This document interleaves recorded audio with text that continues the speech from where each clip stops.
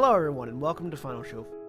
I'm John, the executive producer here, and I've just got a few pre-show notes for you.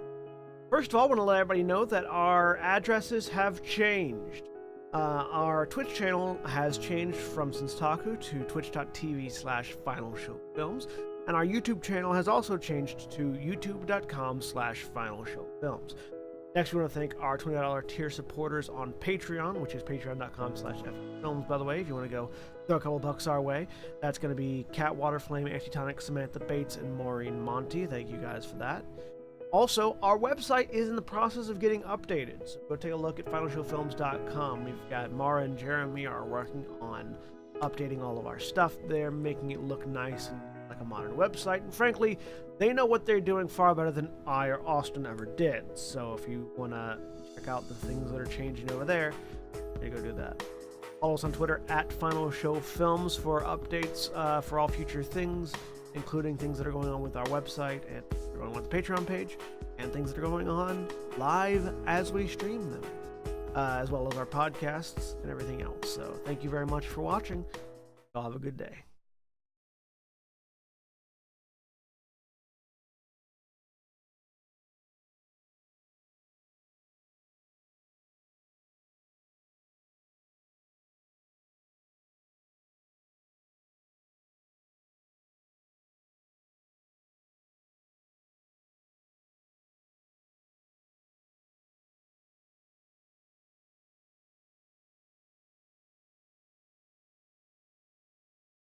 And we're live.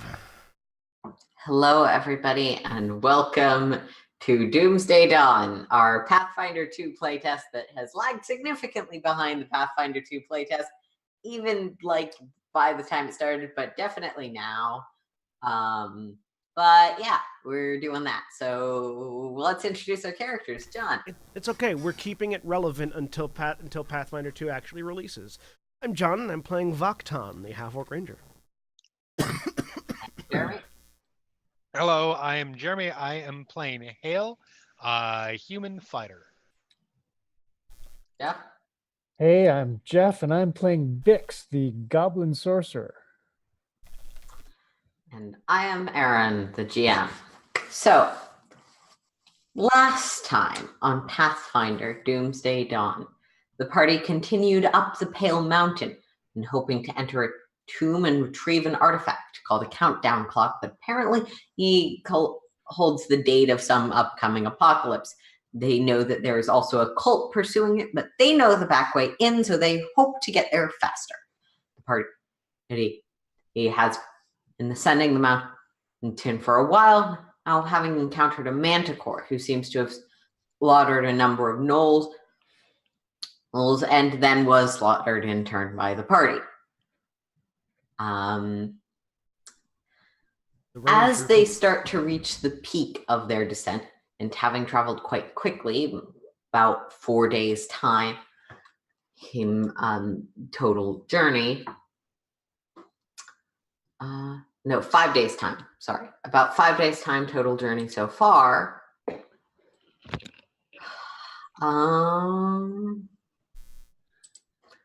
The party reaches the area where I think there might be box text. I forgot to say. We reached the box text. Brace for box text. Box text incoming! A narrow path hugs the mountainside. Small puddles of water pool out around the path's outside edge, fed by water dripping from the upward slope. A prominent overhang protrudes above, sheltering the path from sunlight and the elements. The end of the path is set into the mountainside in a rocky wall, all scored with multiple tool marks.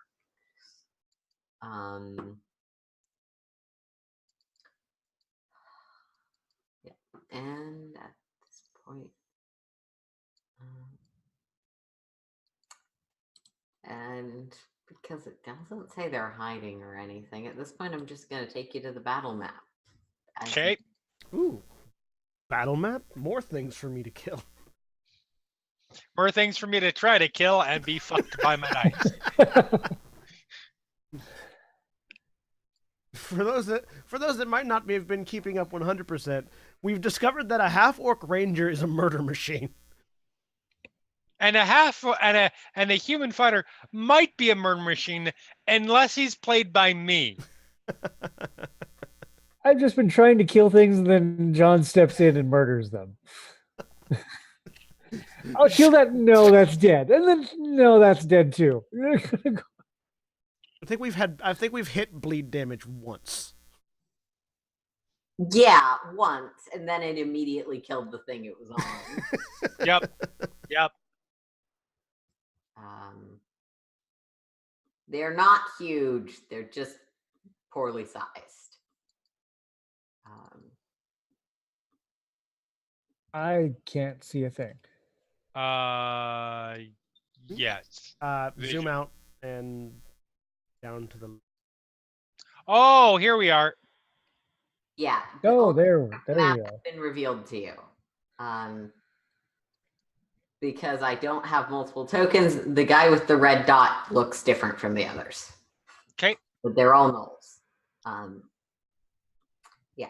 You see 4 gnolls, one who clearly has more sort of ornamentation around him than the others, seemingly trying to test the door with weapons and tools.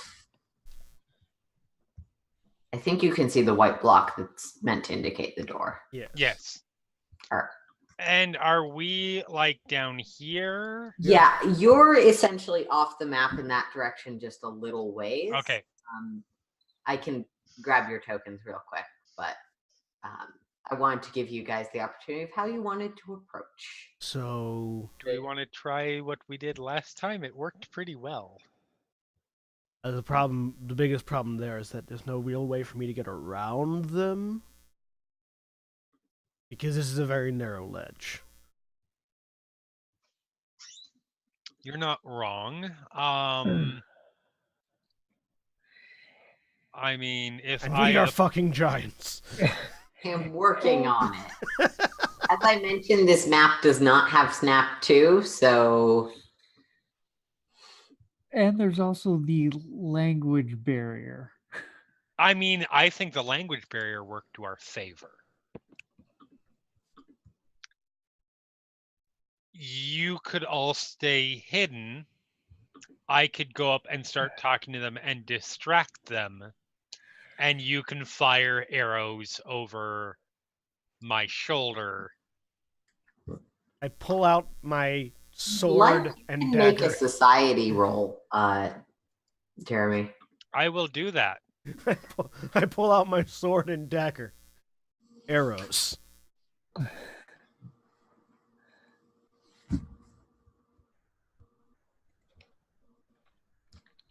Yep, that is accurate. So I am going to roll off of the sheet. Ah ha ha! I am a rebel. Are you? I told you, you're welcome to use it. I just don't trust it. Whoa, 22.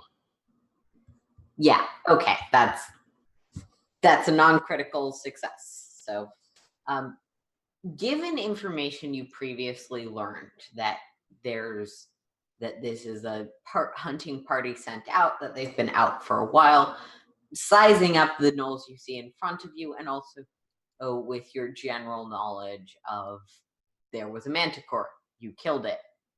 It definitely killed a lot of gnolls. You would suspect that this part of the raiding party probably broke off or retreated when the others were slaughtered. And if you made it clear that you had slain the manticore, you could probably get by them without an issue. How about this? Green skin makes for great kin. Maybe they'll react more positive to me than you. What, you don't want me to That's try a to talker. intimidate them? You I can do that. You look like a little mini dragon, Bix. I can like carry the manticore tail or something. It's bigger than you. Okay, I can drag it I can drag it over my shoulder. All right, fine. You do the talking. Let's see how this goes. I'm sure it'll go horribly.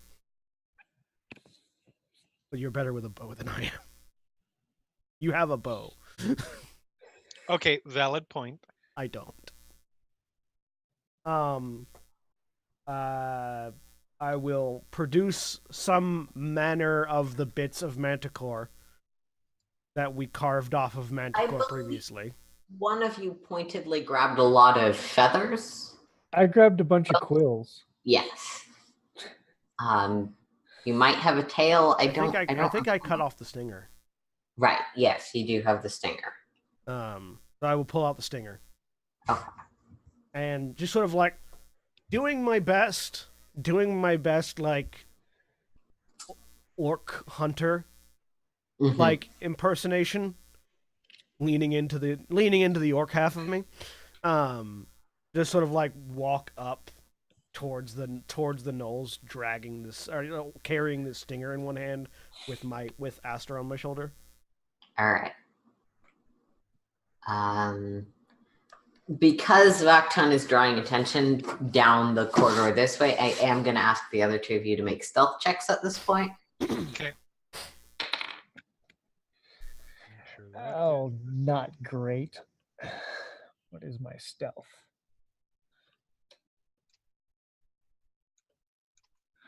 Uh,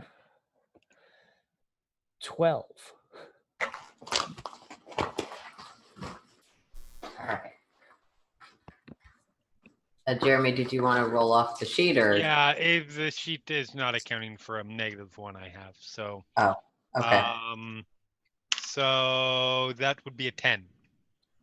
All right. So Vaktan, you start dragging this scorpion tail down. Obviously, you very immediately draw attention.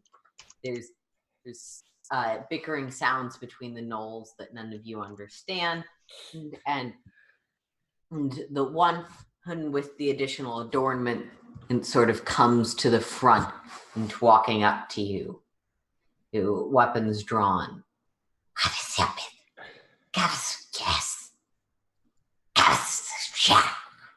I immediately start barking back in Orcish, attempting to intimidate. Okay. Basically going and holding up the scorpion tail and in Orcish, basically going, "You're on my hunting grounds. Get out." With this manticore tail in my hand. All right. Fair enough. Is a 18 on the intimidation check.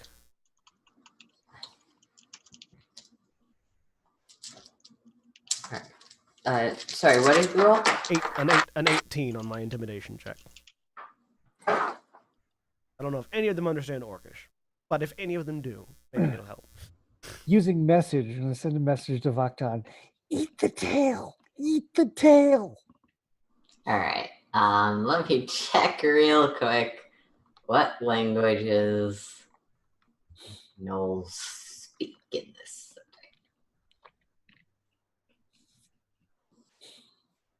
Gnoll. Helpful. Okay. Gnolls speak Gnoll. Well, you never know. Absolutely. They sort of look back and forth at each other, and the commander speaks again. This time, I'm switching to comment. What is your business here? I'll switch to common then. This is my new hunting ground. I've just killed the last thing that laid claim to it, tossing the manticore tail down. You should leave. You have held the quiet. What you assume is the null word for manticore. Yes. I'm gonna let him make a be smart and not die check. So I rolled a natural 20 to avoid intimidation. Guess what I rolled to be smart? 2. A 1? John is right. I was close. He doesn't seem to be aiming to attack you this moment. I will. Her evidence in some of her conquest Amethyst, we will take the elements. We wore it down. I draw both my sword and dagger, not in an aggressive manner, but in a "you're going to die if you keep this up" manner, which might be an aggressive manner. And just, I mean, if you'd like to join it. I get another intimidation roll? Yeah, go for it. With I my, just picture this, taking the swords out when that's a 20. oh God, you're gonna make me have to kill you, aren't you? Yeah. think Jason Momoa, but as an orc. So someone who's just annoyed at the prospect of having to clean his swords again. So it's not a natural 20, but a 20 total. Okay. Yeah. So they start moving. The leader's going to reach down and try and grab for the scorpion tail on his way out, or you gonna No, let I'm him? not. Yeah, I'll let him grab it. Okay. Yeah. Well, you Scorpion- are. Okay. He's reaching down to grab the scorpion tail. Keep in mind that this is a narrow corridor and your ally is between him and the thing. Uh-huh. I'm aware. Look, I got one job to do right now, and I'm gonna do it. What are you going to do? Oh, hold on just a second. I'm seeing what that. Oh, okay, I'm on a critical. I am going to try and do what I suggested that Vactan do, and fire an arrow over Vactan's shoulder into the gnoll's face. All right. I'm fairly certain they're firing into melee rules I need to look at because usually I'm a little bit lax on those. In this context, you're specifically in a narrow corridor. That's fine. Yeah, no, absolutely fine. I literally don't have a ranged attack, so it's like I can't shoot over your shoulder. Hell.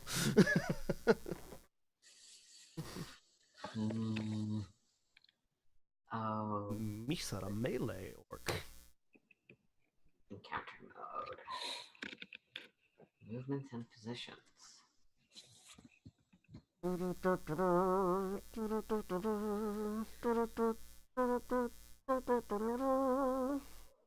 Thank you, Mario Kart. That was Mega Man. Mario Kart. I'm tone deaf. You can't expect me to get 8-bit music or whatever, right? It is nothing but tones. It's fair.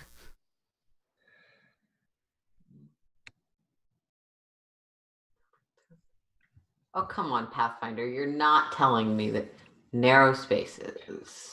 No, that's for balance.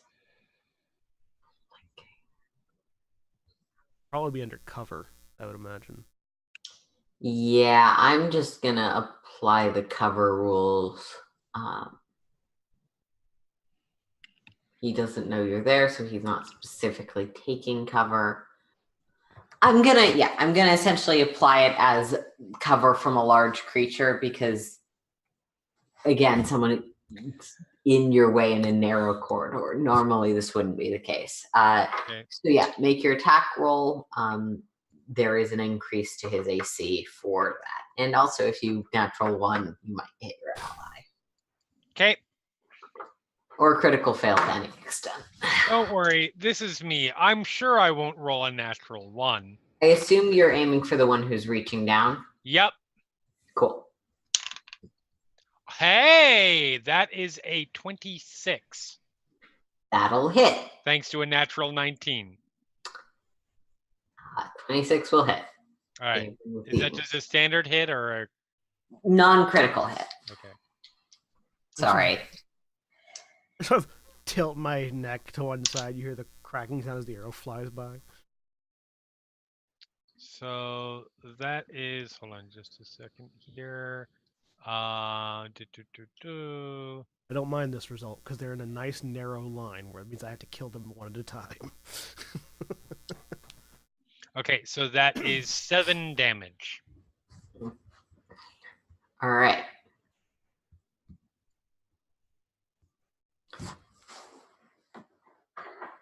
7 damage. Okay. I warned that you. happened.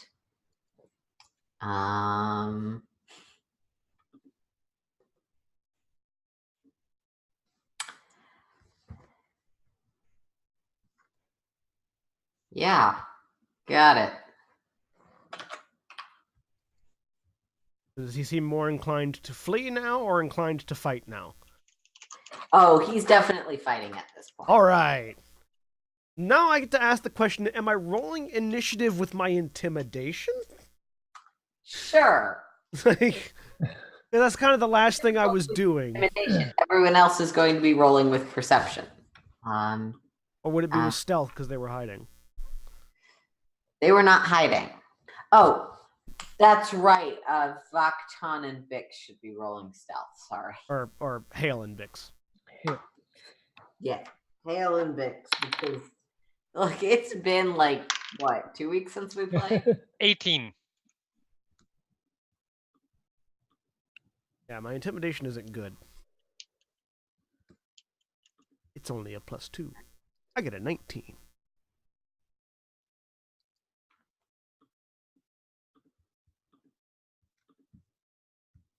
For fuck's sake, roll 20.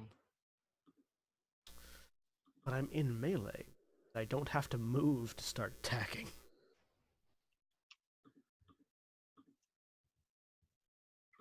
I need to reload roll 20. Sorry, guys.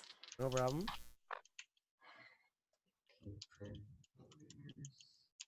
I will attempt to put myself.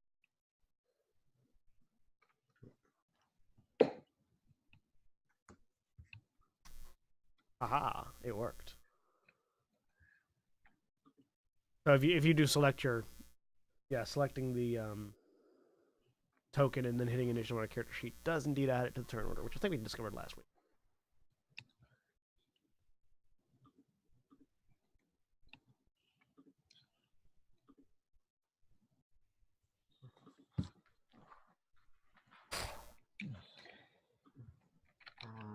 And he's good. They just roll not great. Okay. Oh wait, no, he rolled fine.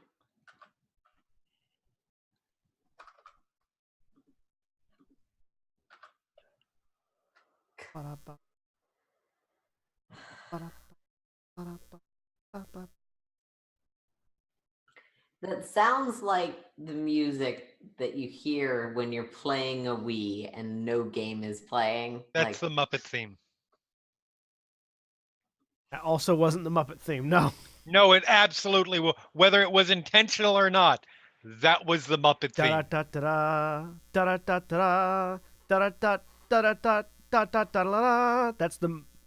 the Majora opening. Close to the Muppet theme. It's the Mega Man battle music. It's really close to the Muppet theme. It has always been the Mega Man battle music. It's really close to the Muppet theme, which existed before the Mega Man battle music existed. It also kind of sounds like the chest opening sound from Zelda, just enough that I feel like it's similar. Oh. John, I recognized it as the Mega Man theme. There you go. So, someone is definitely going first. Zakfa is gonna see what he Is that the guy that took an arrow to the face? That is the guy that took an arrow to the face. You took an arrow to the face. You should probably I was an retire. explorer once like you. And then I took an arrow to the face. His first action is going to be spent no, actually that's not gonna matter yet. He's gonna go after you because narrow corridor, and they did not position well because your GM is not good at positioning. Bring it on, dog boy. You might not want him to. Well, that's a 1, so that doesn't matter. This die is not allowed to roll anymore. I'm getting a different one. I am actually going up to where the rest of my dice are. That was 3 1s in a row.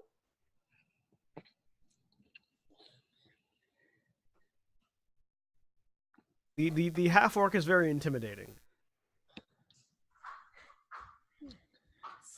He strikes out really poorly at you. In sort of vaguely the correct direction to hit you, and misses. I just do the anime blade dodge thing. You just like weave The back and arrow to the face just kind of throws his depth perception. forth. He does have an arrow in his eye. That's fair. Okay. Nocton, you go. I would apologize for this, but I'm not sorry. I'm going to use my first action to mark him as my hunt target. Mm-hmm. The thing that does a bunch of other things. And then I'm going to use my. Make sure I have the right thing.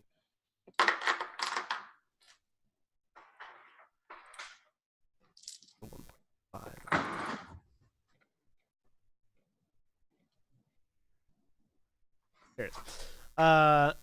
Then I'm going to use my twin takedown ability on him. Okay.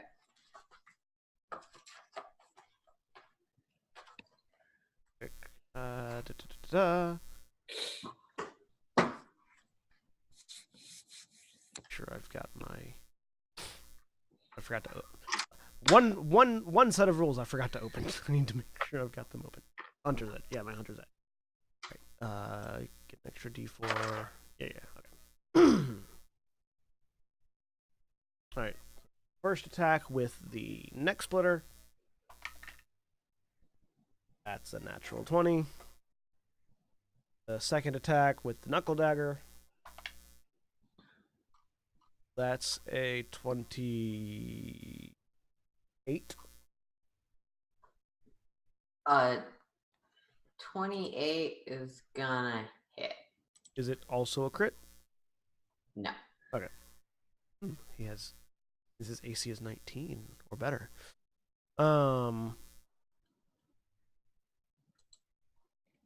Okay, so I get to add an extra D6 to the first one, which is also doubled because crit.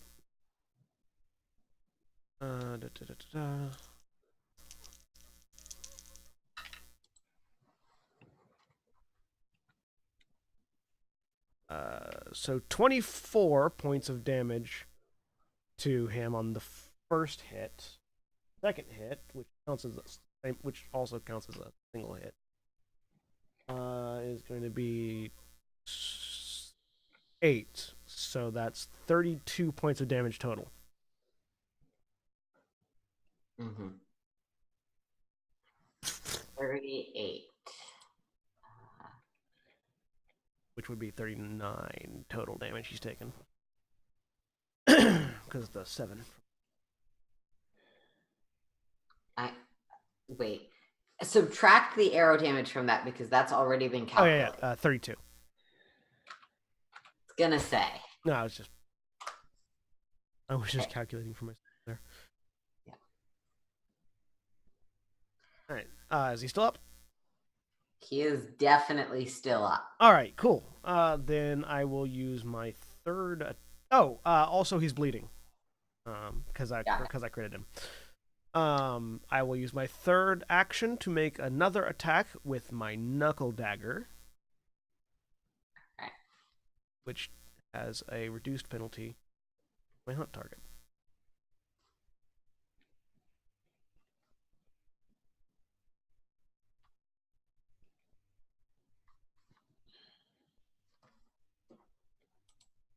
That's a 6, so that's a 20 to hit for the third attack. Mm-hmm. Does a 20 hit? A 20 will hit. Okay.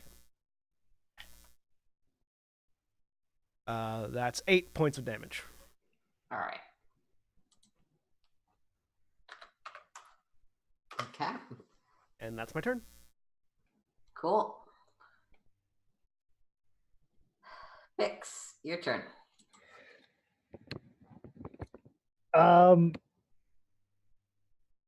Bix is going to yell out just to go. He's going to cast electric arc at the guy in the front and the guy behind him. They both need to make a reflex saving throw All right. Let's see how they're doing. against what is my DC again? Okay. How 18. much damage does that do? Not a whole lot, but The DC is 18. Yeah. And I rolled a They've 3. both got a really good plus, but they don't make it. Yeah. They didn't critically fail, did they? No. No, and I only rolled the 3 for damage, so that kind of sucks. So 3 damage to each one, or Yep. The electric arc jumps between the two of them.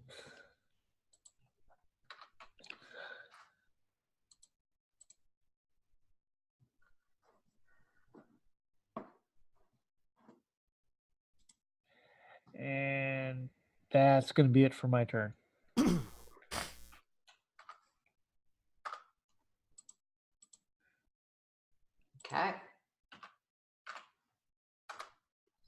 just so it's clear where I'm standing.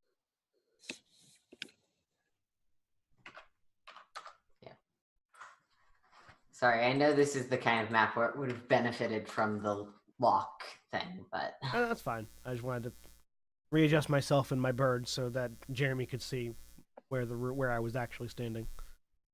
fair enough. That makes it their turn. This guy is going to move. He can move. How far? Oh, that's good. Okay. Yeah. This first guy is gonna move up to Bix. Because he can just get there. Second guy can just get there. And I'm gonna consider that a spot and say the third guy can get there. He's really like pressed up against the wall. Yeah, I'll give him an AC penalty for not being in a full spot. But all right, so first one of them's gonna strike out at Bix with a battle axe. Does a 8 plus 15 hit you? Yeah, I think that will hit. 8 plus Okay, does that crit you? No, it does not 8 crit. plus It's 23. 23. 23. Yeah. It does not crit, but it does hit. Very solid. Ooh, okay. Wait. That's 10 slashing damage as the battle axe just comes down hard on Bix. Oh, they have short bows. Oops. Whatever.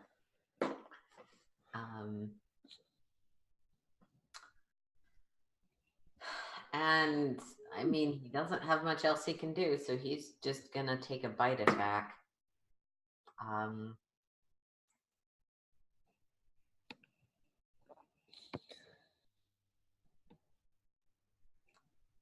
Does a 9 hit you? 9 misses. Okay. I'm really not rolling well for such intimidating enemies. Okay. Baktan, you've got 2 of them on you. Yep.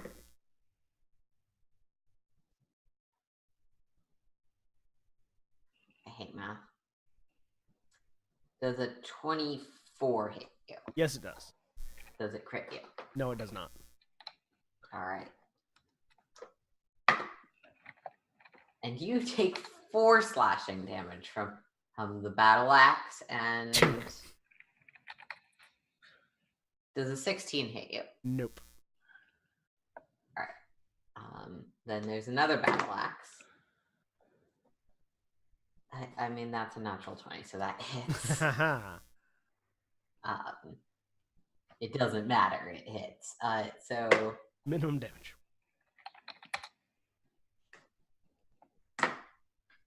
that's not quite minimum damage. So that's 12 slashing damage all told. But no like vicious or other credibility things in this case. And he did well. He's gonna try and take a bite out of you. That's another natural 20. All right. Jesus Christ. Hey, I'm making up for the guy who rolled 3 natural ones in a row, okay? Sorry. Yeah. Yeah, so that's gonna be 5 piercing damage because that was minimum damage. I have really good AC. Doesn't matter if he crits me though. Sorry. That's fine. Well, yeah, you're in a tight spot with lots of knolls, which may or may not be where you want to be. Hail. All right, I am switching off of my bow because I have realized something.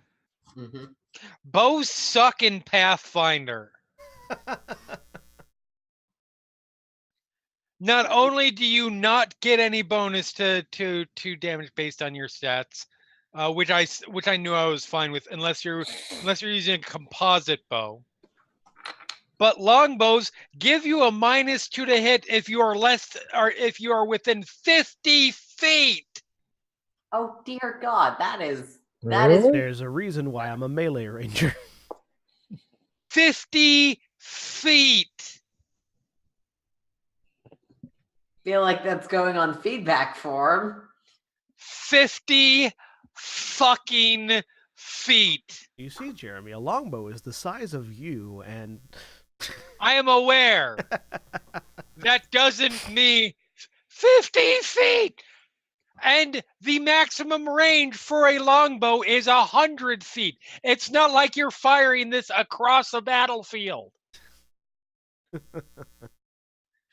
Anyways, I'm switching to my longsword and I am engaging hand to hand with this one that's trying to kill our goblin.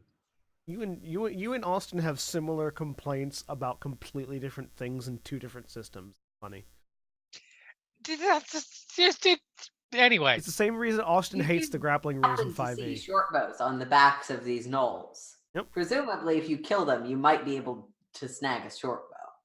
that would be good. Didn't you snag a short bow off the last ones we killed? No. Because I didn't think we needed one because I had a longbow. To be fair, this is my fault for not having read volley closely enough. The volley trait.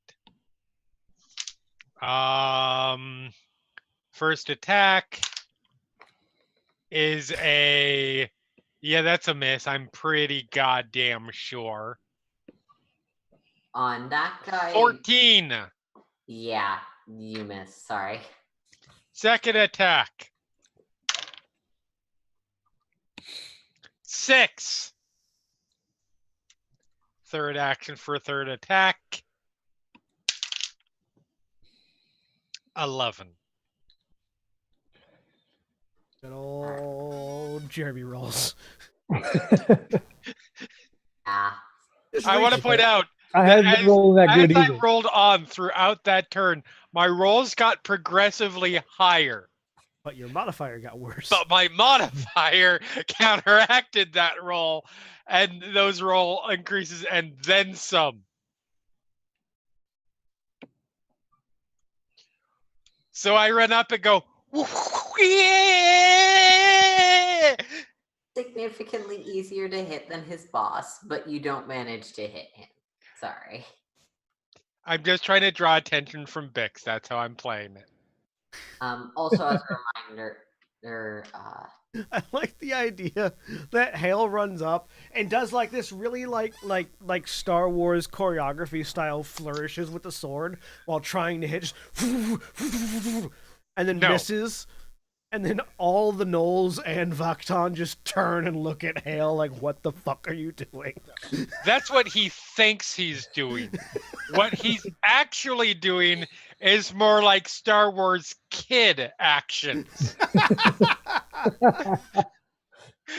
Just they all miss, and just like the entire fight stops as we turn and look at you. Just what the hell was that? Unfortunately, the fight does not stop for long. No. There's an asshole with a lot of stabbing capacity, and Zaka wants your hide. So he's going to do a thing.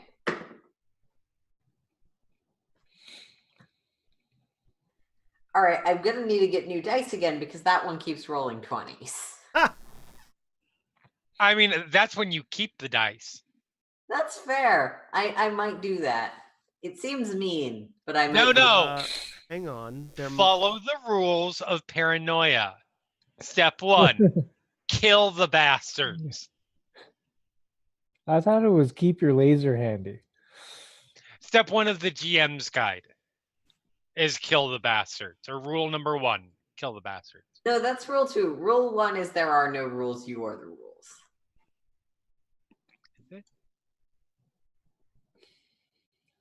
I'm actually really curious now. You might be correct. I haven't looked up the paranoia rules in a long time. Depends on which edition you're looking at. I should have used my third action to twin parry. You're not supposed to know the paranoia rules. Anyways. I mean, I've run paranoia before. How much damage It's am I kinda hard for taking? me not- Sorry, we got off on a tangent. So natural 20. Let me see. Us? Fortunately, his Never. scimitar is not deadly. But it does have the forceful trait, which I have to look up again. Forceful is every subsequent attack deals +1 additional damage. So every time you He hit, hasn't had subsequent attacks yet. every time you hit with, because I've got it on my neck splitter. Every time you hit with a forceful weapon, the next attack gets a +1 to damage. Yeah. Cool. Is +1 in the same? It has to be in the same turn, or just Yeah, you just same keep doing more? turn. Like if you've got it, so like if I take 3 attacks with my forceful weapon, and each one hits subsequently, then the second one will get a +1, the third one will get a +2. Okay, I was just looking at this last round, but my brain is going blank. What happens on criticals in Pathfinder? The dice double. Right. So whatever the result of Right. the dice times 2. Yeah, I just did this math. Okay, so that's 18 slashing damage. Right. He's gonna go with his scimitar again because he got lucky that time. I've got 9 hit points left. Having been crit 3 times in a row now. John, this is potentially not a crit, but 26? That is still a hit, not a crit. But my AC is 21. You have to roll a 31 to crit me, not to crit me without rolling a natural 20. I mean, so he has a +11, so he actually has to crit. He has to roll 20 to crit me. Oh, you are correct. Kill the bastards is not rule number 1.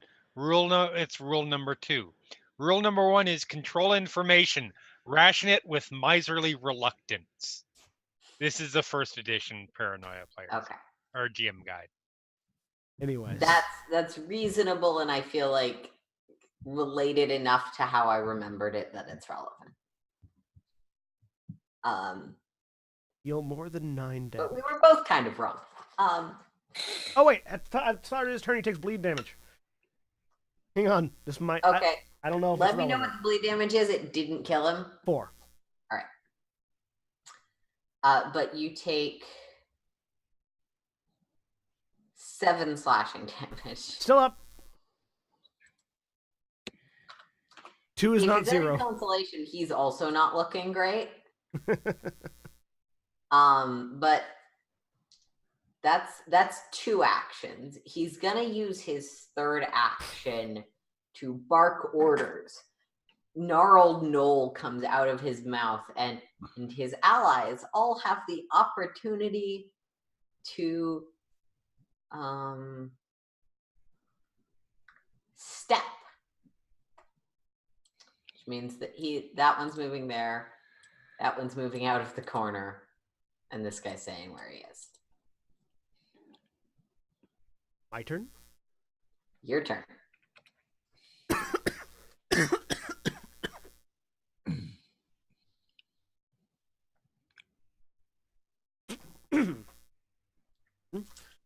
I cough out a lung. Okay. First action, I'm going to command Aster. Okay. Aster is going to use both of his actions to peck and claw at the big guy. All right. So that's a 22 and a 20 flat. 22 hits, 20 hits. Okay. Neither. So Aster does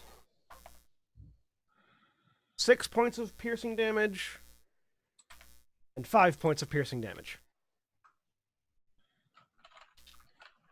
He looks like he's on his last leg.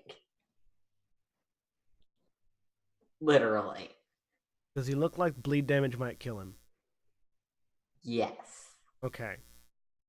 I'm gonna take that chance, turn, and perform a twin takedown on this guy. Okay. That is 28 to hit. Yeah, that'll hit. Actually, that'll crit this guy. Right, and 27 to hit. I don't know if that. Does bleed continue, or does it reduce each round? No, it just continues. It continues until you take an action to stem the bleeding. Okay. Good to know. It doesn't accumulate though. It never gets higher than what it is. All right. There's a 27 also hit. Yeah. 27 also crits. Okay. Double crit this. He's not my hunt target, so I don't get to add an extra d6 to the first attack, but that's still good. That's still good. 20 and 16, so 36 points of damage as one hit to the guy right next to me. And I will use my third action, regardless of if he dies or not. Also, he's bleeding too. Well, he's dead, so yeah. Good. Okay, he's good. Well, He's he good. is bleeding. Then he is bleeding, yes. I'm going to take my third action to perform my twin parry, which increases my AC by 2.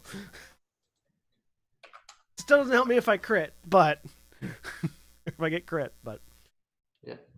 that's my turn. All right.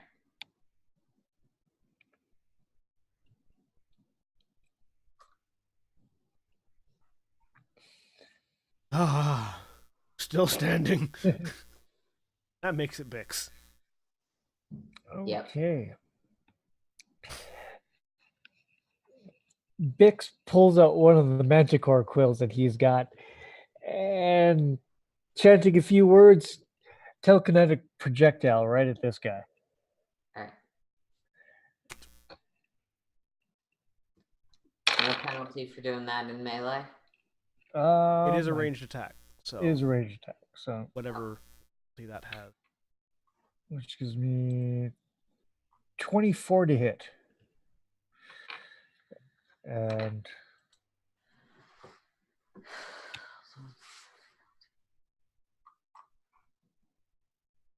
ranged attack and melee. What does that give?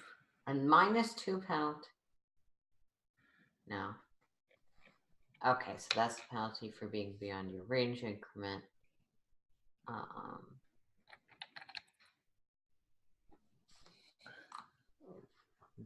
We all play the game of finding rules in the rulebook.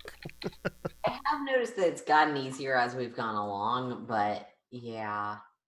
You'd think by the seventh round, by the seventh episode though, we'd have we'd better understand where it was. But the layout of this book is shit. I'm assuming that it's in either weapons or something like that, but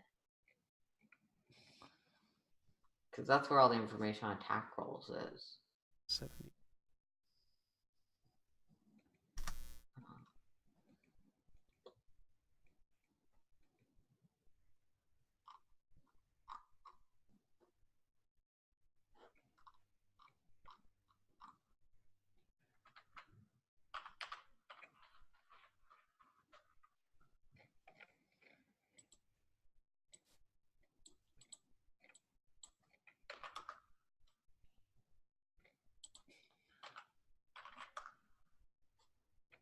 Each type modifiers.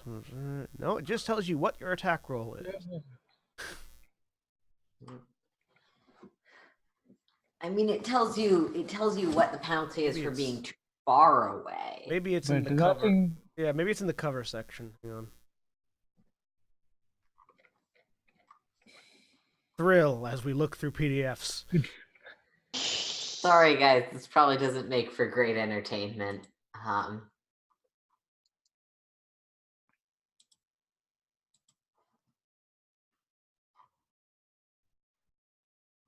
Quick, Jeremy, start telling jokes. So I would like to talk about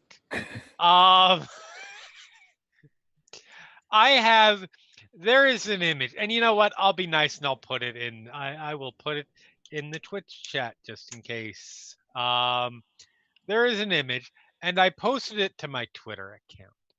And I have many questions about this image. It is, hold on just a second. It is this image is also in Roll20 chat. I have so many goddamn questions about this image. I put it up on the Twitch channel so people can see it, or on this stream so people can see it. Like, So if you're in the podcast, just look for Jeremy on Twitter. just look for me on Twitter. He's wearing lingerie underneath. Why what is seems to she? be a fur Why is she coat. only wear? Why is she wearing lingerie in the snow? Why is she wearing lingerie but also wearing a coat?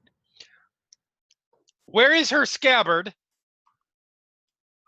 Okay, Actually, for a second thought, don't answer that because I'm afraid I know what the answer is Where's going to the be. Scabbard. Also, I don't. She apparently either has a quarterstaff on her back or is holding a very broken halberd in her other hand, because it doesn't line up. That's a quarterstaff. Where are you going that you need that many weapons but no outer clothing? I don't consider the coat to be outer clothing. That's outer clothing.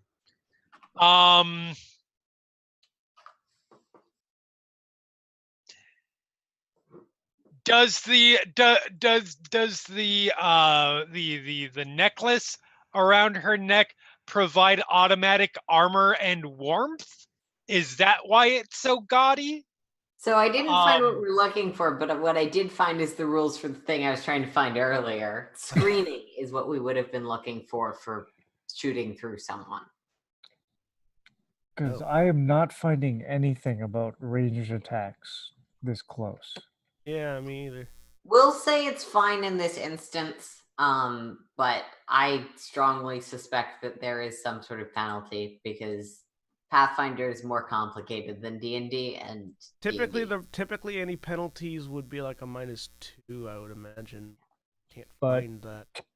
Why does she need fur lining, fur on the boots on her feet, but she doesn't need any protection from the elements anywhere else, including her head, which is where you lose the majority of your heat?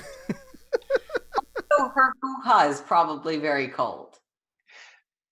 Among I other would things. say quite.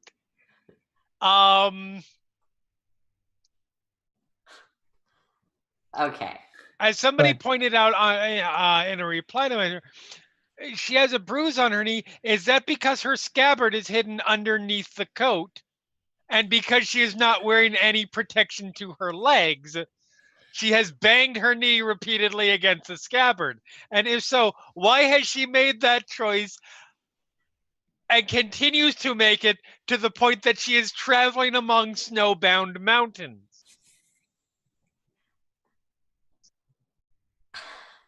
Oh. All right. So does the 24 hit? 24 bullets.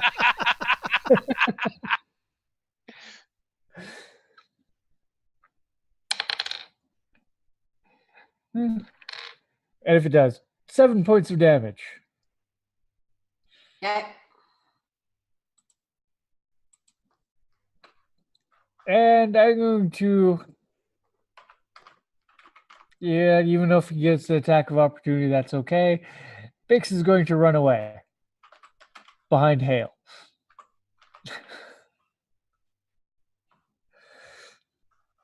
Now we learn if they have the attack of opportunity reaction. That's a good question. He does not seem to. Yay! Consequence free. I do like that not everything can attack of opportunity now. I feel like it frees up. Bix screams, launches a quill at him, and runs away. All right. That makes it the warriors' turns. One of them is dead. Well, it's not his turn yet. It's his fighter's turn. Well, no. One of the warriors. He's not actually dead yet. The warrior is dead. The other two are still going pretty strong. And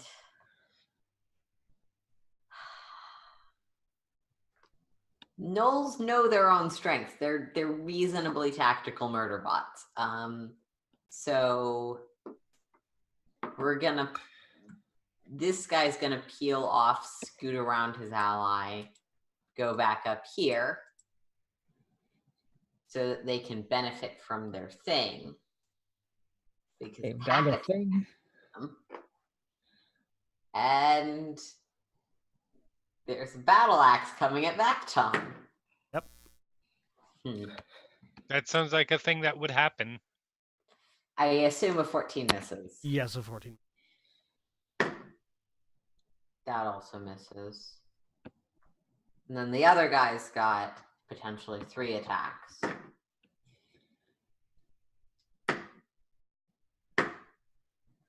Okay, that might actually hit.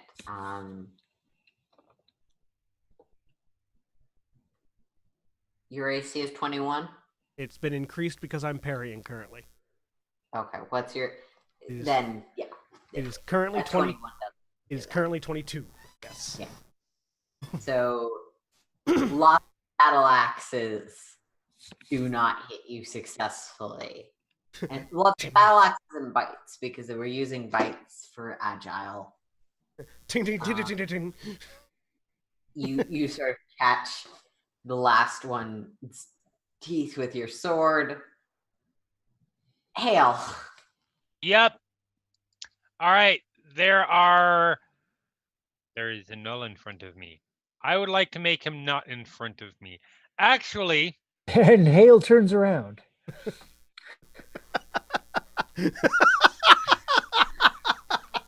That's the dumbest joke, but it is really funny. I'm not gonna lie. I'd like to make him not in front of me. Whoop. So, I have a fun question. Yep. We're on the edge of we're on a narrow ledge. Yeah, a narrow ledge that is sort of...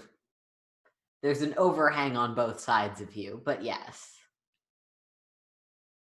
Oh, we're in a canyon, not on a ledge.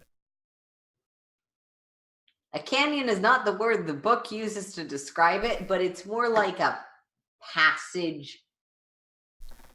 So there are walls on either side of us, not a ledge. Short story is, I can't grab him and chuck him and make him go flying for about 5 feet before he starts to stop flying.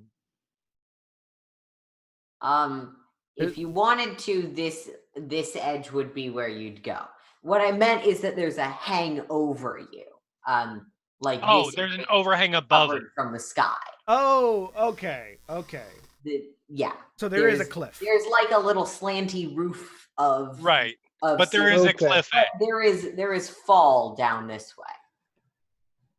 So I'm going to walk forward. I'm going to say hi to the knoll. How are you doing? Are you having a good day? And just push him. All right. Try to push him off. It's gonna probably be something strength related. Is there a specific ability that we're using, or are we just improvising? Can I use athletics? That seems like the one you'd use, yeah. Okay.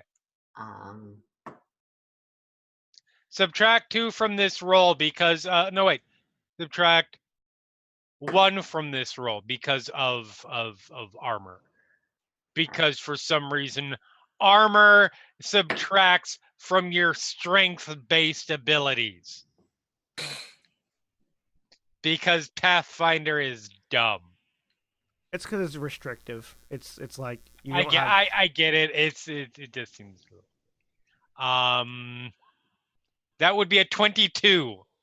I mean, he rolled a natural 1, so Wah! yeah, there is a knoll flying down a cliff. All right, that was my first action. Okay. I step forward. I'm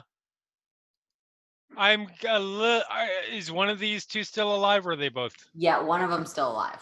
He's going to be less alive as I start swinging my sword at him, and almost certainly miss both times.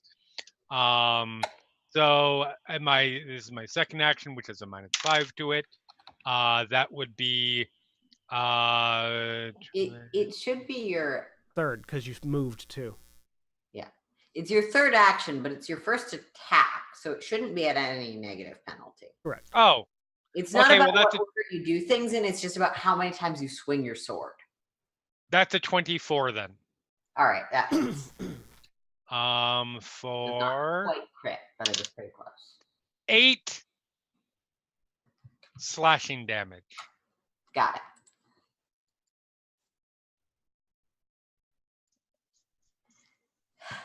All right. Bleed damage. 4 points of bleed damage. Yeah, he had 1 hit point left. He was dead anyway. Ha! He bleeds out. He bleeds out, having the GM curse that no one moved away from his ability to use attack of opportunity. Fuck ton. There's 1 knoll left alive. Designate him my mark. Designate him my hunt target. 1 action. Second action. Twin takedown. Natural 20 on the first hit. And a 19 plus 9 is 28 on the second hit, which I believe we previously established is also a crit. Mm-hmm. The 8 and a d6 on the first one. Yeah. Great. 3 times 12. Plus 4 is 16, and second one 10.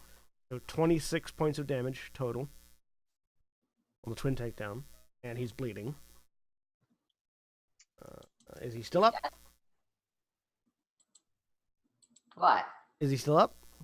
Nope. He's Okay. dead. Yay! You guys have hacked your ways through a few knolls.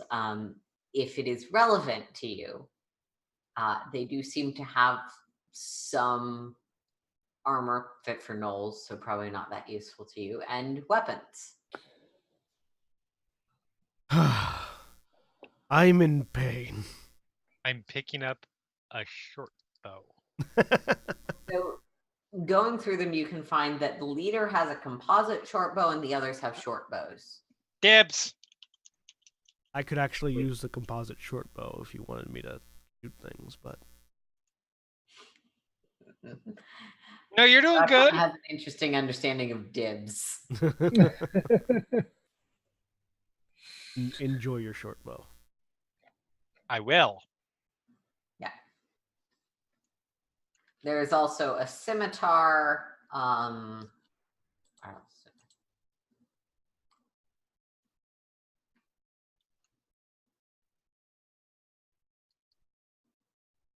A scimitar, a long spear. That for some reason they didn't even bother to put in the attack items. They had a long spear. They just weren't using it. Yeah, they had a long spear that the DMG didn't tell me how to use. And the Null Warriors have battle axes and short bows.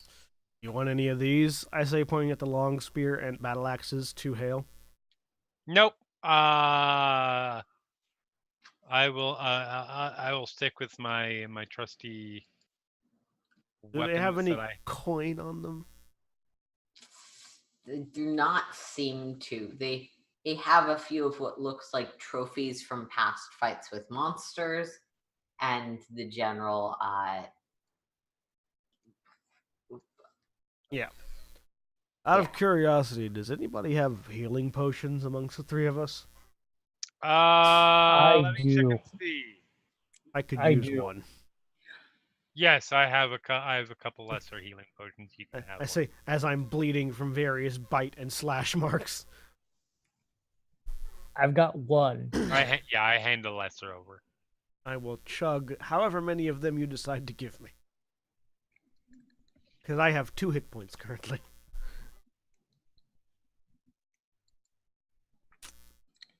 How many do you have, Hale? How many? Potions do you have? 2. Okay. Well, 1 now. Healing potion. Healing. Where the fuck are you? Where the fuck are you? If you've just got one of the lesser ones, it's a D8. Okay. 7. Now I'm at 9 hit points. The mountain ledge narrows significantly before coming into an end in an overhanging shelf of rock. But direct east. Wait, did I already read this? No. No, I did not. Sorry. No, the one you had read started with the narrow path hugging the mountains. Yes, thank you. A door of solid black stone has been set into the mountainside. At one point, the door may have been difficult to notice, but recent damage, as if inflicted by poorly crafted tools, suspect gnolls, has made the mysterious doorway quite apparent. We know how to open this thing? There is no obviously available handhold. I would like to investigate. Yeah. Take a look and see anything that looks like a keyhole. Yep. Or lock mechanism, that type of thing. Perception checks way. for anyone that's looking. You guys do that. I'm just gonna lean against this wall here and slowly bleed.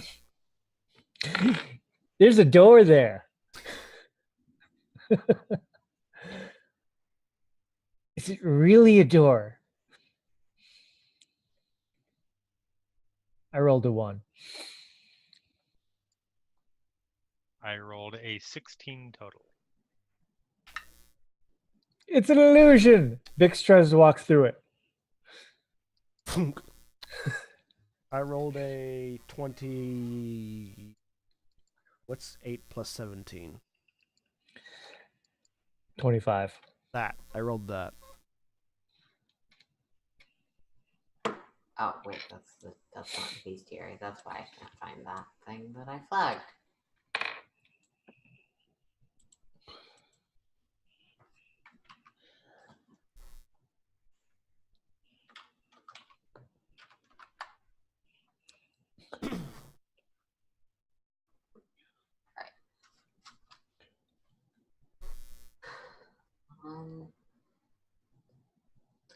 So, what did Vaktan roll? 25. Okay. So it's a 25. Looking around after a moment, Vaktan, you notice off to the side there's a cleverly concealed hidden latch connected to the door's base, or near the door's base. While the two of them are investigating the door, I walk over and very quietly hit the latch. Do you want to It hear worked. the end of the description or no? Oh, okay. I will wait to hear the end of the description. I thought that was the end. Sorry. You also notice that something's off about the door. Potentially smashing it would be a bad idea. Okay. So yeah, I will then go hit the latch quickly before they start hitting the door. Okay. Does that disarm the trap? Do you actually need to? Oh wait, what did the latch look off or the door look off? The door looked off, and the thing that you're certain of in relation to the door being off with a 19 is that smashing it would likely be a bad idea. Okay. The door still looks off. Okay. But that's adventure. Yeah, no, it's not. It's the door is trapped. Hitting it probably makes the trap go off, but opening the door, I don't know. So yeah, I would. Fair enough. Okay. I would just open the door with the latch, while the other two are in front of the door. As the door shoves forward 10 feet, throwing us off the ledge. Make me a reflex save, the person who grabbed the latch. Okay, it's me then. All right. Wait, no. Huh. Don't put a trap specifically for latches on a door and then... Yeah, you're going to need to make me a reflex save, and this is going in the commentary section for really unclear wording. The latch was trapped, not the door. Got it. But the door specifically is called out as the thing you can see is trapped. Yeah, that's weird. That is poorly put together. The trap also activates when you smash the door. 26 reflex save. Yeah. I'm just... Oh, the latch is... Okay. I figured out what I misunderstood, and I take issue with the way the book does this, but it's near the bottom of the door, concealed in the rocks, which means it's on the door. Oh! So roll back a moment. That would have changed what I would do then. Yeah, I feel like it would have, and I want to give you that opportunity. It's just, you understand how that phrasing with the third part is not said? Absolutely, yes. Yeah, sorry about that. The latch is on the door, on the lower section of the door. Near the bottom of the door, concealed in the rock, which I guess is supposed to imply it's on the door. Concealed in the rock of the door is how that sentence should say. Of the door would be a good sentence ender. Sorry. Yeah, I would like to try to hang on, guys. I think the door's trapped. Give me it. Let me take a look at it real quick. And I would like to try to disarm the trap. The door isn't real. Thievery, I believe. It is absolutely real, Bix. That's a 25. All right, yeah.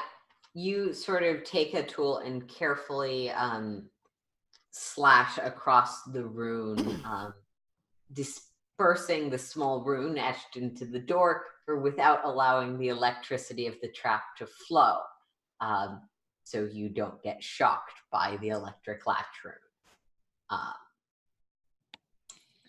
Yeah. Then I unlatch the door. Go ahead. Yeah.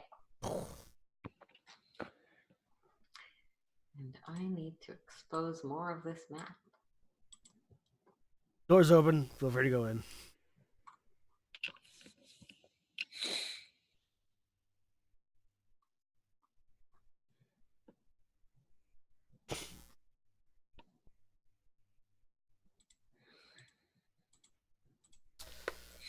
I'm going to pick up a short bow and some arrows while I'm out here, while they're going in ahead of me. Okay.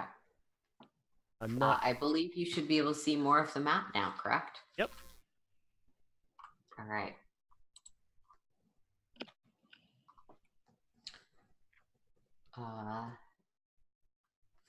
I assume some of you want to head in? Lead. I will take up the lead since I'm probably hardy-ish. Okay. Lead. I'm going to Comparatively. follow up behind. Lead the way, you two. I will follow behind the two of them. With my just sort of plucking at the new short bow that I've picked up off of a dead knoll. All right. So eventually you make your way. Towards this cavern. That's probably the first thing you. Yeah. Yep.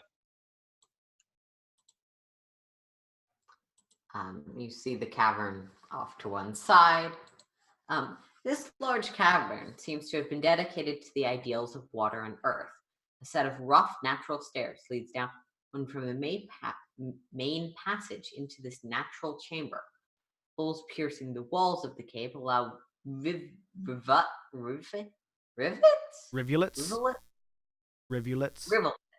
of water. I do practice all of these, which makes this worse. Of water to filter into this room, flooding the floor. Several flat-top stones project above the water. That seem relevant to us?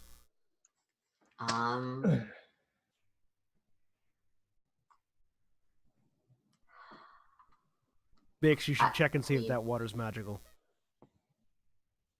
Okay. I could.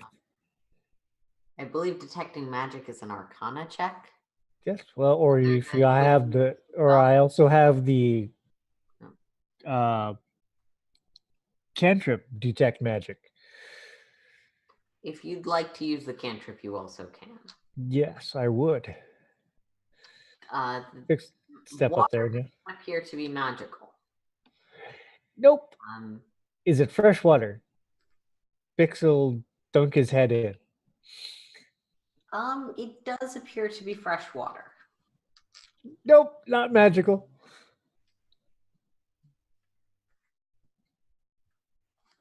All right. Does anything bite him?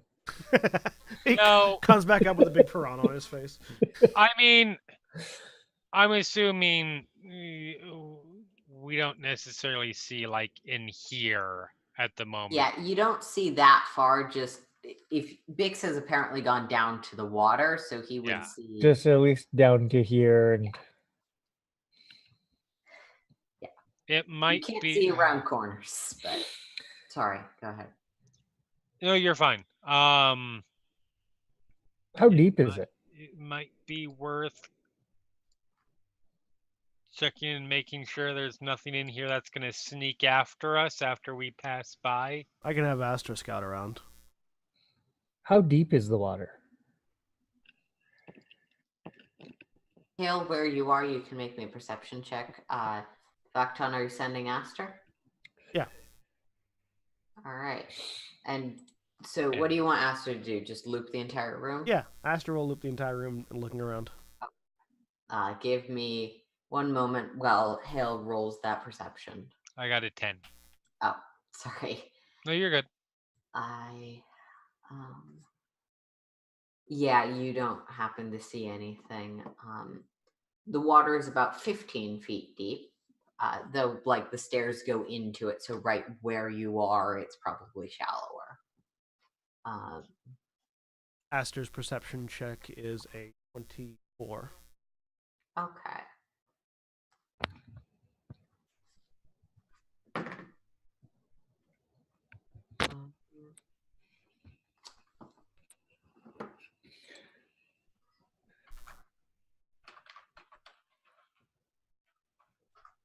One moment. Hold, please. The shark jumps out of the water and swallows your bird. That's a pretty fucking big jump. I just have to check if something. Have you seen actually- how high I some don't- sharks I can didn't breach? really account for you having a bird, so That's I'm trying to make a judgment call about that's a problem. given the ceiling in this room is only so high, we're gonna say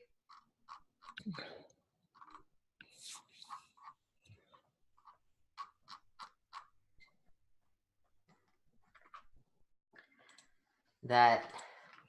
All right, John, you get to make a choice. Is your bird going up first or down first? It probably swings around like this way, All right. around that way, Um, just counterclockwise around the room.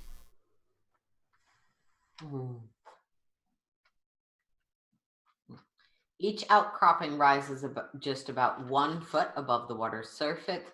This 5 feet for the stones in the northeast chamber.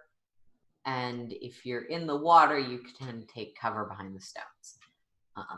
So that gives you a general sense of how the room is laid out as Aster would see it. And as you make your loop around, For whatever it might be worth, Aster's speed is 60 feet in the air. yeah. I mean, the way it's described, that is probably not super relevant, but no, actually, Aster is high up enough that doesn't happen. Sorry, your bird makes an uneventful loop around the room that's totally doesn't have anything in it and isn't an encounter. How tall is the ceiling here?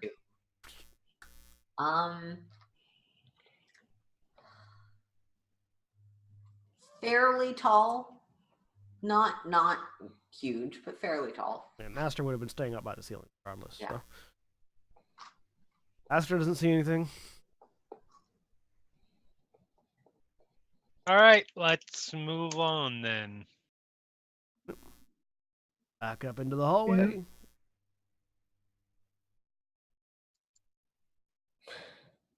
And start heading down. Yep.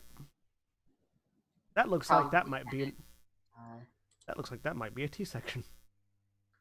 Yep, there is definitely a T section there, and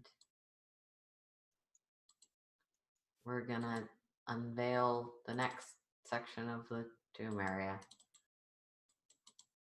If reveal polygon will let me, never mind. We're just gonna do squares.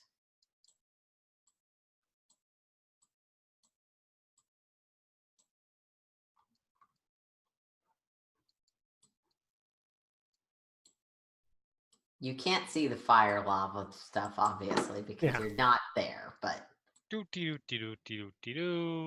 What was this thing we're supposed to be looking for again? As we walk Some down. kind of clock, I guess? Yeah, Whether it's clock. an actual clock or metaphorical clock? No idea. Do these corridors look man-made or like rough-hewn? the corridors look man-made. Okay. That was what made the naturalness of that room so unusual. Okay. So we're looking for Hey, some look, I sort see a of staircase over here. looking for some kind of workshop, I guess. Yeah. A set of stairs tiled in red and white leads upwards around the bend into this chamber. The stairs emerge onto a small landing before an almost spherical room. This chamber appears to be a tribute to the attributes fire and air, with a high domed ceiling and a bowl-shaped floor. Small lava flows trickles from the walls. Small lava flows trickle from the wall.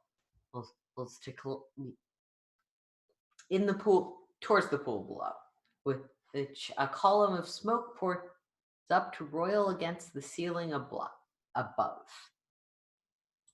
I'm just getting worse as the night goes on. That's fine. You're good. We're We got lava. well, that's not what we're looking for, is it? Nope. Fix and drop a rock over the edge. Why would you do that? Throwing things into lava. How many times do you get a chance to do that? Once, typically, and then a lava elemental comes Anytime up. Alright. you're near lava. So we're all gonna roll initiative now. God damn it, Goblin! Get on the edge, Bix, so you can take the full brunt of it. Got a wisdom of 8, okay? Move your token.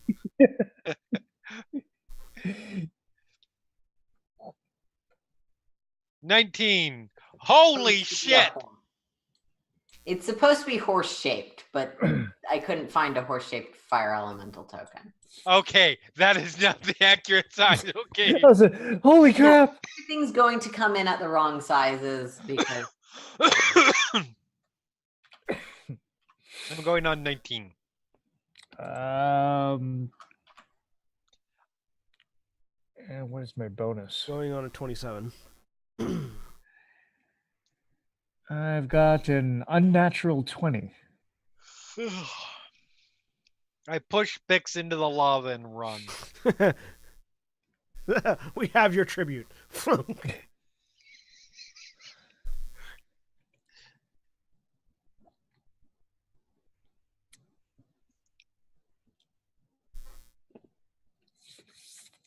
got a wisdom of 8. You see flowing lava, you're going to throw something into it.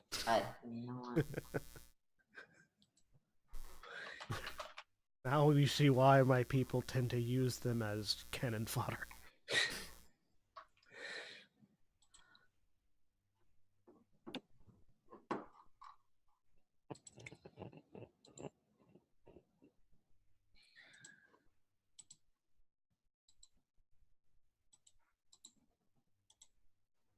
Okay, I don't have to be faster than it. I just have to be faster than the two of you, and I am.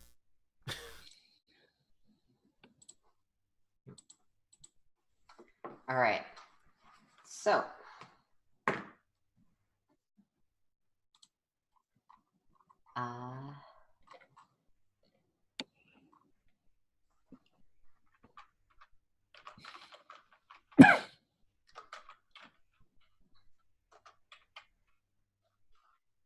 I don't know if they specifically made these fights really hard to set up, but they did, intentionally or otherwise.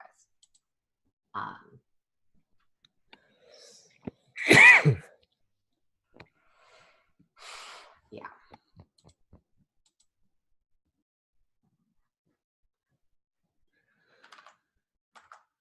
All right, Vaktan. Bix has just thrown a piece of stone into the lava of the room.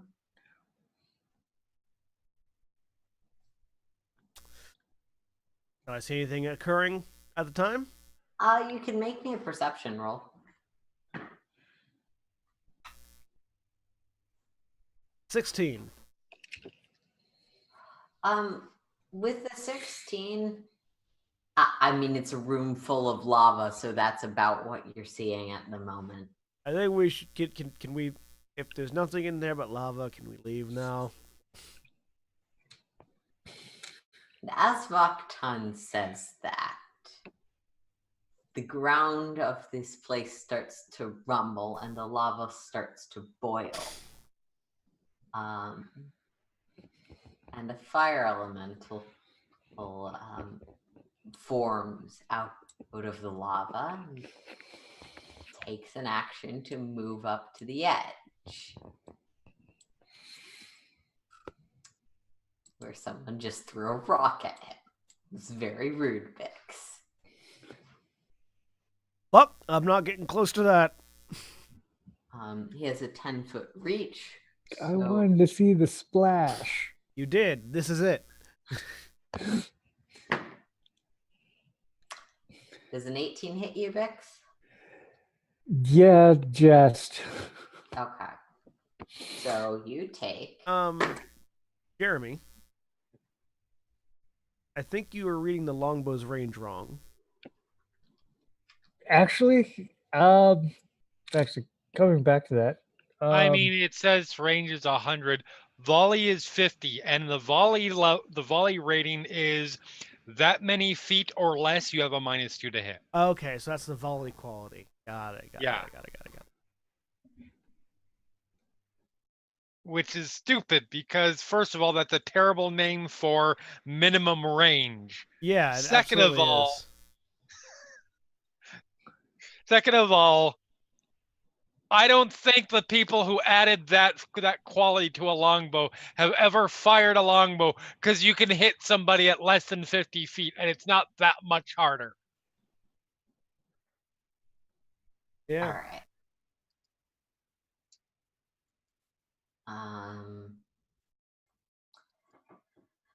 But these people also wrote about fire elemental fists, which is what Vix is dealing with right now. You take. Can I use a shield? I'm reading the shield cantrip. It doesn't say when you The can. shield is an action. You use an Yeah, action to the- cast shield, and then once it's up, it's like you have a shield. You can use your reaction to impose it between an attack. Okay, so you have to cast it first. Yeah, you have to cast it first. Yeah. Okay, never mind then.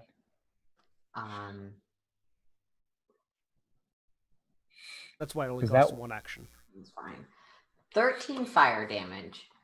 And there's some persistent fire damage. Vix is on fire. Vix is on fire. It takes an action to not be on fire. Do we regret our actions yet? I don't know. Maybe. Hale, it's your turn. Wait, no, it has one more attack. Never mind. Hale, it's your turn. Okay. That is so he says, do we regret our actions yet? And then pulls out his brand new composite short bow that does not have a -2. And is firing 3 arrows. That's an 11 because I rolled a natural 4. That's a 6 because I again rolled a natural 4. And there's a natural 1. 3 dice, Those are gonna nothing hit. above a 4. John's reaction is the correct reaction. It's also Vaktan's reaction, just in the background. Just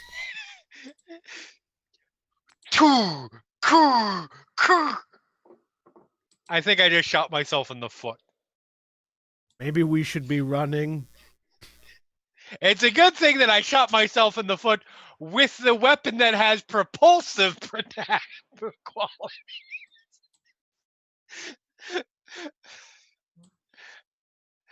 Oh, for fuck's sake. Jeremy cannot catch a break, but unfortunately, none of those hit. Though you don't injure yourself with critical failures. Not until you get like 5 in a row. And you're just gonna like Yeah, I Hale was pulls a picturing that muscle. captain just slitting his own neck.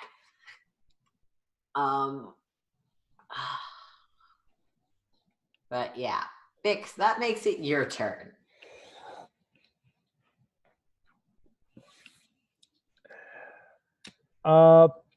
Bick screams and he will cast fear on this thing. So he has to make a wisdom saving throw. All right. What's the DC? 18. All right, it fails. What happens? Just how much did it fail? But just a regular failure. Just a regular failure. Uh, It has a lot of immunities, but none of them are specifically the word fear. So I'm just asking. he is. He is considered to be. Is it frightened 1? I think it's frightened 2. It's target failure. He's frightened 2. All right. If anyone could grab me the page number for Frightened 2, that would also be awesome. Looking it up. Which is conditions.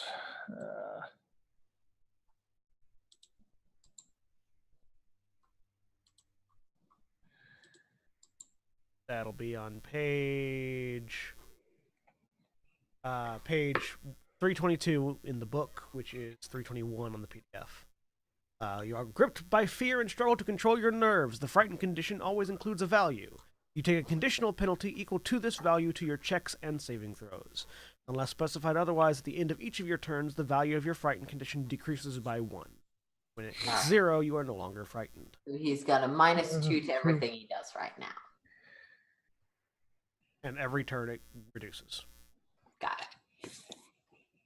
Which Keep track of that in his token. I actually kind of like that better than the way fear is handled in 5th ed. I definitely like that better than the part where party people will get frightened, run away, and then realize they can't get closer. Yeah. Because that can happen. Yeah. And X is going to back up into the tunnel.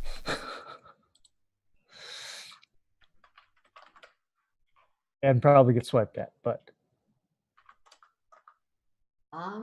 that's a thing. I don't think he has the.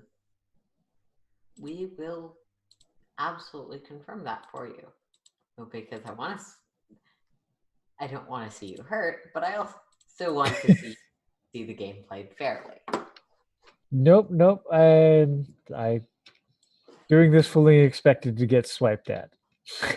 Doesn't seem like he swipes at you as you walk away. Seeing if we die is one of the parts of playtesting. Yep. So I'm going to take my first action to shoot a single arrow at him. And single arrow. That is an 18 to hit.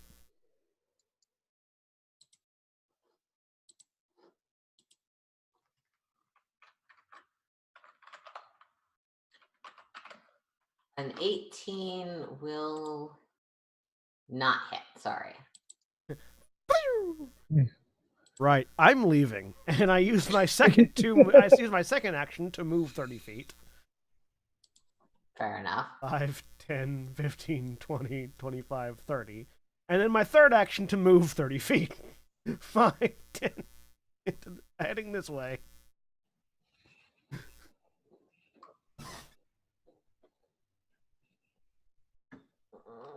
Do they follow you out into the hallway? This is important. I don't know. They don't see. It doesn't seem like they can fit, but they might be able to on account of being an elemental. So they're squishy. Also got stuff going on in relation to magic rooms. Okay. By the way, make it the fire elemental's turn. I'm further beyond than here. I just stopped here because there wasn't any more space illuminated.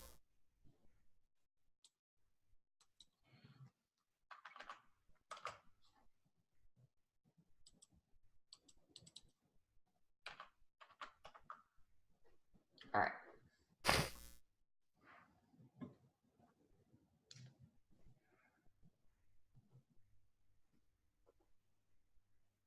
Fire elemental moves in, kills Hale and Bix, and Vac 10 continues on as all. I mean, you joke, but these things are not easy to fight. I'd imagine not. Especially not when we're level 4. So this horse-shaped element until leaps up onto the platform. It's Ponyta. Yeah, it's a Ponyta. Ponyta is going to strike you with his tendrils of fire, your Hale. Okay. 18? That is my armor class, so yeah. Okay. Oh, that's right. Bix is on fire. Yep. We'll resolve that now because I forgot it on Bix's turn. So you take 7 plus 6 fire damage, so 13? 13 fire damage to Hale, and Bix, let me grab those dice. On your turn, you would have taken So you now take 6 fire damage. Okay. Hale, you're also on fire until you take an action to not be on fire. Okay.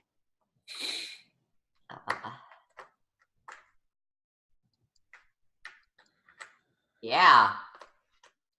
That's his first attack. Sorry. Yeah. I was spacing. How much damage? 13. 13? Okay. 13 fire damage. I think we're all a little bit spaced out at this point. That misses. Good.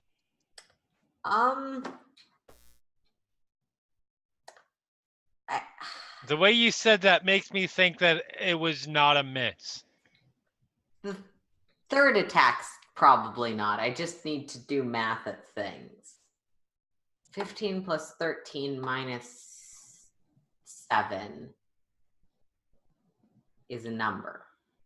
15 plus 13 minus 7 is 28. 38. Minus 7 is 21. 21. Thank you. That would have hit me. So that hits. Yes, Sorry. it does. And you take. I hate math. And 14. you did account for the -2, right? Yeah, because it was minus. That account. Even with a -2, it's a 19, which hits me. Yeah. I Put think fear. I accounted for it. Yeah. No. From Okay. Yeah. So it was a 19. Sorry. Still hits. My armor class is 18. But yeah. So you take 13 more fire damage. Okay.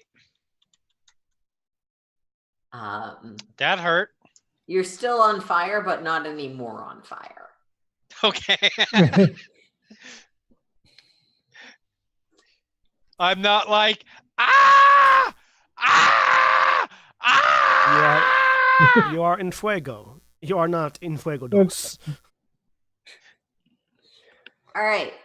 Bix, it's your turn, and you didn't take an action to put the fire out last round, so You are. Well, I already still took on- that damage from the last round, didn't I? It's continuous. Oh, it continues so until take it on the beginning of my turn. Yep. I think I've said that. Yeah, just like bleeding and acid Yeah. damage and stuff like that. Okay. So this turn you take 5 fire damage. Ow. Ow. I'm still alive. I would suggest taking an action to put yourself out. Yeah. So my first action will be to put myself out, You're no longer on fire. Should I? but try- still screaming for 5, and then running away. So 5, 10, 15, 20, 25, 30, and running away some more. And pause, look around. I'm doing this, and he's going to follow Vactan. All right. I should probably have revealed more of the map to you.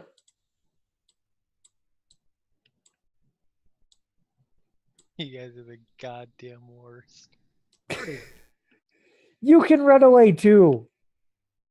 In fact, Well, it is your your turn. turn. It is your turn to run away. How much damage do I take from the fire? Thank you for reminding me. 2. Okay, that's good. You remind your GM, and the dice are nice to you. Because I don't have that many more hit points left. Action to put fire out. Pat, pat, pat, pat. Run. Run. Run. Strongly consider going this way. Yeah, then run some more.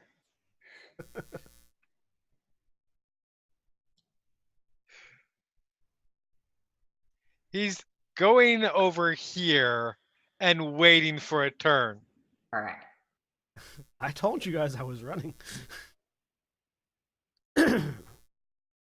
Vaktan. I'm continuing. Move. Move. All right. Brace for box text as you round that corner because I assume you're moving twice, which would probably get. I'm going to be moving potentially 3 times. Well, bracing for box text. Yep, bracing for box tech.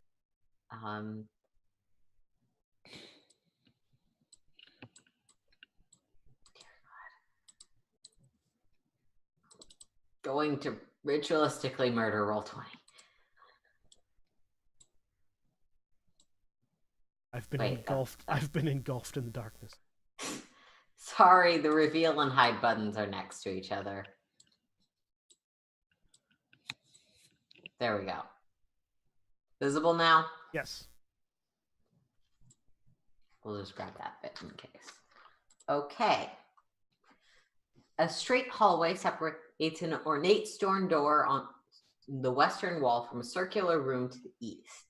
The door has no latch or lock and depicts a sarcophagus in relief. He wears a robe and holds a book and a quill across his chest. Golden accent inset the stone and give him a sense of majesty. But his eyes are gone, gouged out of the stone and filled with this tarry black paint. The circular room has a low ceiling and 4 concentric circles on the floor around the dais in the center. Each of these circles features a glowing object or phenomenon within its ring. The outermost emits an orange flame from a small spout. The ring next has a protrusion, a translucent purple stone that glows faintly. The third is inset with a small circular basin that shines with green light from below the water. The innermost ring includes a small vent that pours forth vapor or shot with white light. The dais inside the 4 rings supports a complex device of brass atop a metal pole covered in dials and complex runes. I call back over my shoulder. I found a door and a puzzle that opens the door. That's probably where we need to go. And I continue moving to here. And I'm going to use my third action to look at the room with a perception check. That's a 26. Mm-hmm.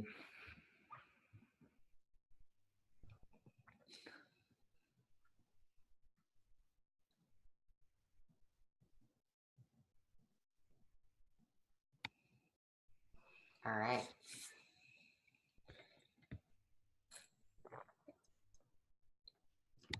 There's nothing to say they can't. Okay.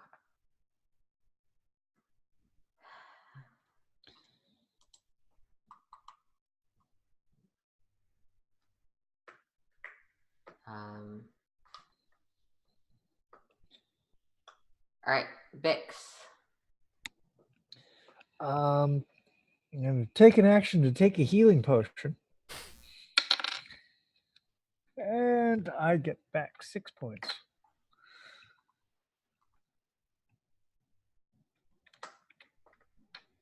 And then he's going to continue running.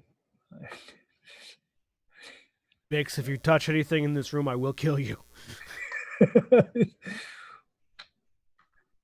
And he looks at the dial going, ooh, okay. Arrow in your face.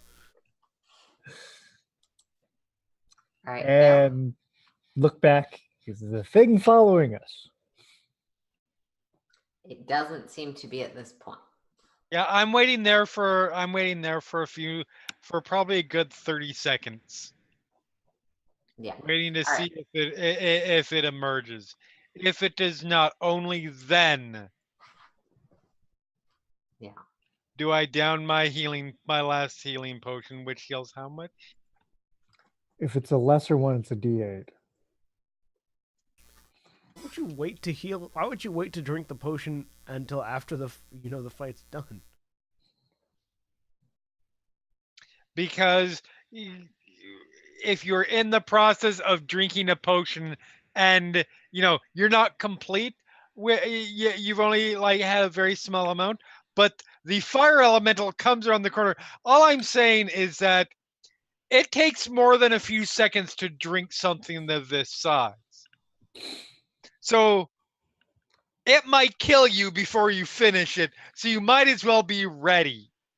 So you're doing the Dark Souls thing where you don't want to drink the Estus Flask mid-fight because you will die. Also, I got all of 2 hit points back. And then I follow these assholes. I assume you put out the fire immediately. No, I had put it out as Right. The last turn. last turn. Yeah. I see we're You all guys now. suck. What? How do I suck for not getting punched by a fire elemental? You just do. You shot a knoll when it was going to leave peacefully, and I wouldn't have been bitten and sliced half to death. You don't know that it was going to leave peacefully. I'm pretty certain it was going to leave peacefully. You don't know that. It was reaching for you. I couldn't see what it was reaching for. So It was I'm reaching for sorry. this, I was made a reaching judgment for call. this manticore tail. I made a judgment call based on what I was able to see and assess at the time, and I could have very well saved your life. I'm sorry. You didn't. Are you alive? Not from any effort on your part. I strongly disagree. There was also a knoll behind you while you were fighting the other ones that I nicely pushed off a cliff for you.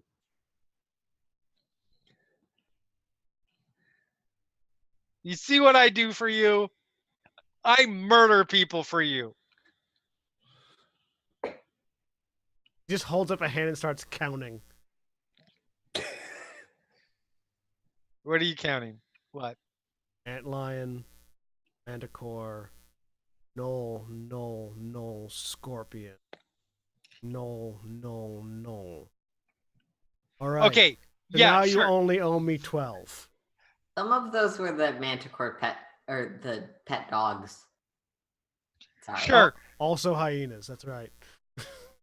Sure. You've got more kills this time. There was that time I topped you, remember? Like 8 months ago? You were asleep, and I went out and I killed a bunch. I went out and I killed a bunch of small hobgoblin. Okay, you can call them children. They weren't children. They're bigger than I Hobgoblins are was. born as soldiers, for Christ's sake. You've been saving that information for just such an argument. You're goddamn right I have. I found a puzzle. I say, You're pointing at the welcome. room.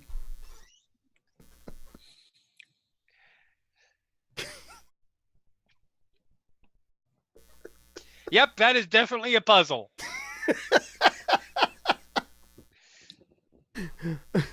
I would say it probably has something.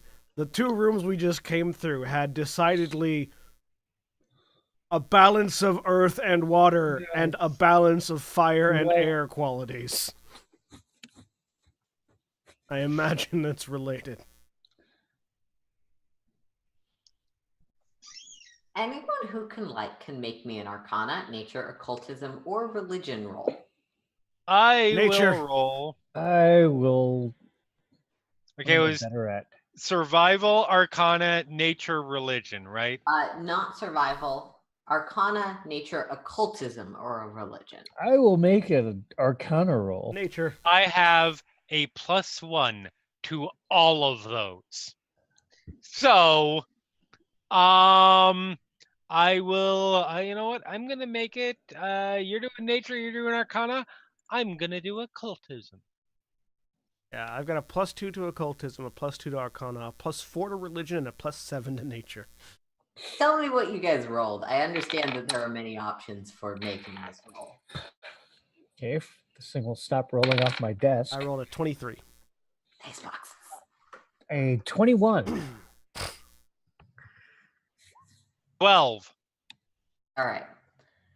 So none of you are able to start solving the puzzle, but the two of you who rolled above 20 have a fairly solid idea of how this system works and how you might go about solving the puzzle.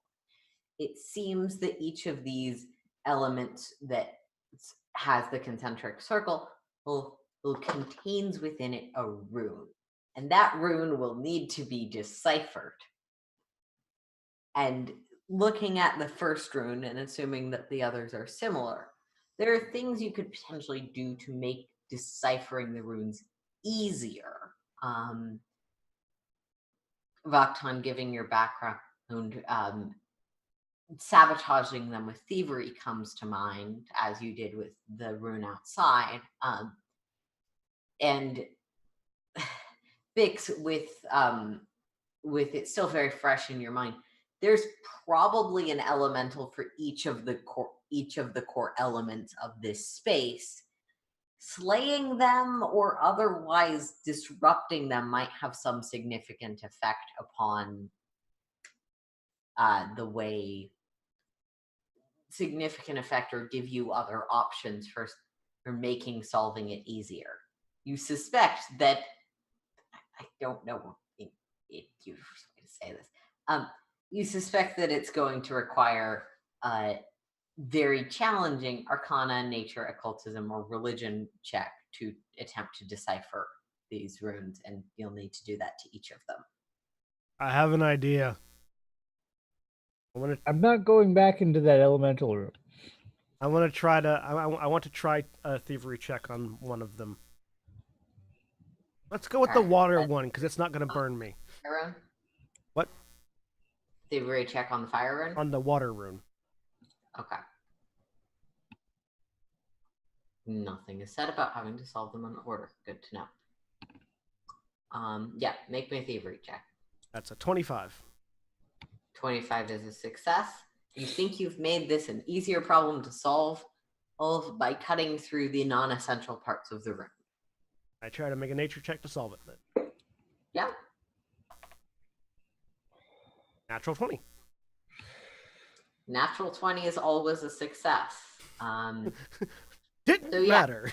You sort of place this rune into its correct location. Now, is this manipulating runes on the dais in the middle, or is it manipulating runes on the door? On the floor, I believe. Yeah, they're on the floor.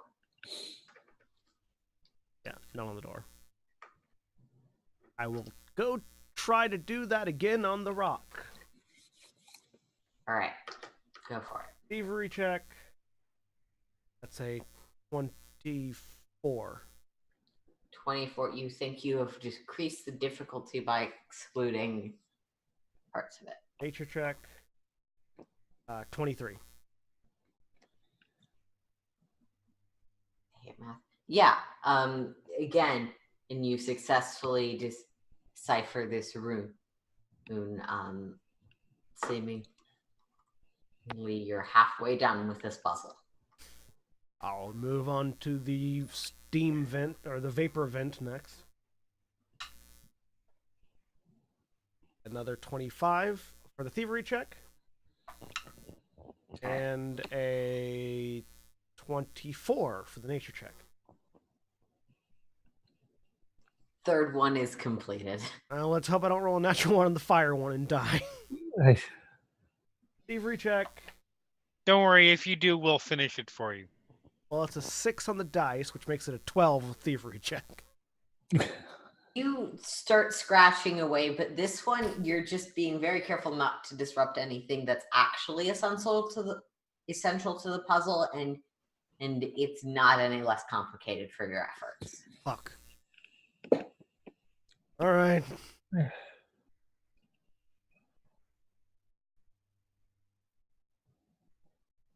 Natural 20 on the nature check. Yeah, that's fine. Sure. As you complete the final element, you have all 4 of the codes and have confirmed them with the thing. So you walk up to the central dais and start entering the codes. Each of these glowing runes in turn and cycles to create a straight line in towards the ornate doors on the other side. And this is where a Minotaur comes out and kills all three of us. No, the Minotaur's in the labyrinth above that you guys avoided by knowing where the back door was. That's good to know.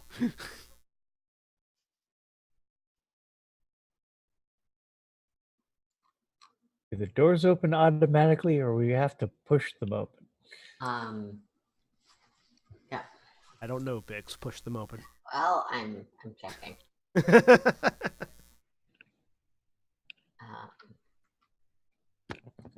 Because I was thinking if we step over to the hallway, I was going to use Mage Hand to open up the door.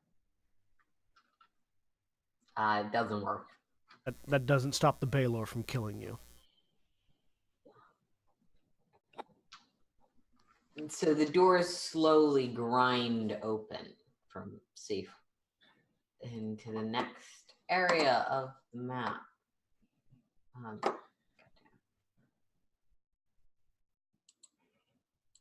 I hope this is at the very least a place where we can close the doors behind us and rest. Oh. Would You saw nothing. appreciate that. There we go.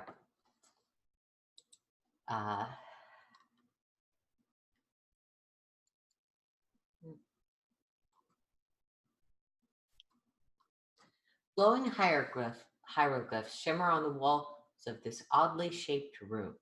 Now and then, one of the hieroglyphs shimmers and changes, or even vanishes altogether, while no new glowing glyphs manifest elsewhere. None were previously.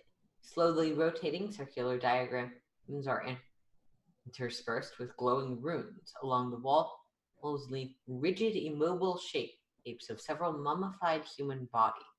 The mechanism by which the dead remain upright is not immediately apparent. Portions of this room appear unfinished, with building materials still cluttered in the corners. Another body floats limply near the ceiling of the room, wearing a metal mask over its face. It doesn't look mummified like the others, and its long hair dangles limply. And that, I believe, is where we're going to end for the night, because this would go long. All right. Say goodbye, everybody. Yeah. Bye. Yes. Goodbye. Goodbye.